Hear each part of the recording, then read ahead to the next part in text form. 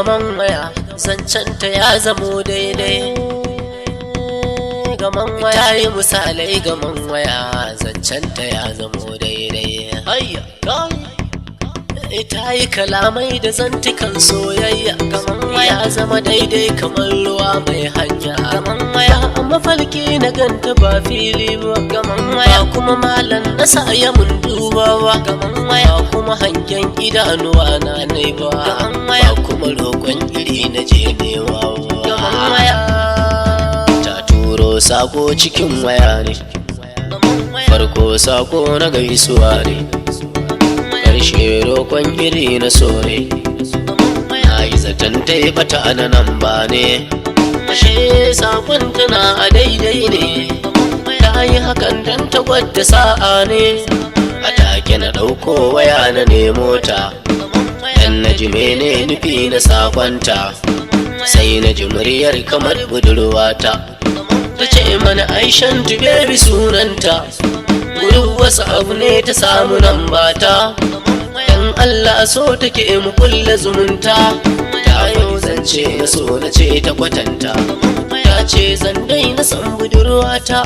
To wai ta yi shiri za ta matsa kanmunta, yaran sai ta faɗa da za ta ci gasa. Ni kuma na ɗauki zantikanta da wasa. Zo ku ga zancen ta ya zamo daidai, zo ku ga zancen ta ya zamo daidai. Lallai lallai gaman waya zancen ta ya zamo daidai. Gaman waya yi misalai gaman waya zancen ta ya zamo daidai. Hayya ita yi kalamai da zantukan soyayya. Gaman waya zama daidai kamar ruwa mai hanya. Gaman waya ta iya zance kamar su tsiriya, kai koda ta faɗa da ƙarya. Ban gane kan tsayin taɓarya, ta sa kaina cikin tukunya.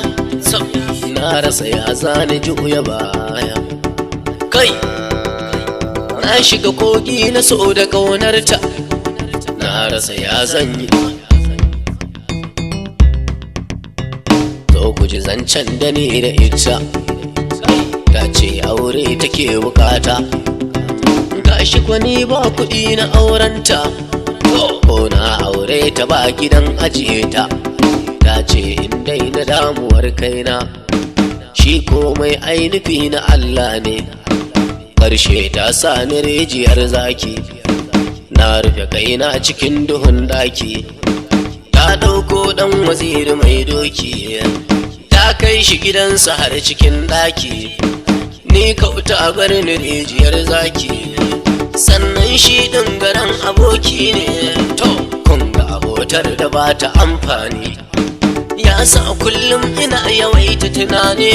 Silar sanadin santa ya shige ruhi na.